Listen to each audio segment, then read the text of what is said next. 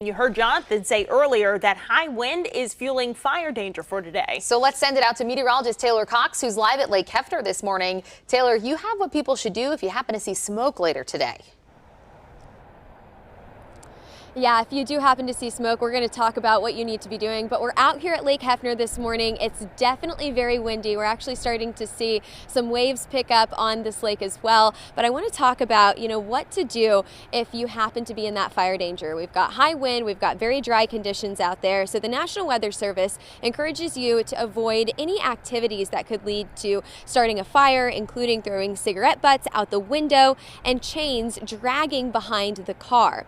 They're asking you to report any smoke to 911 and be aware that driving near smoke could quickly cause low visibility on the roadways. So try not to drive into that smoke. You don't know what you're getting into.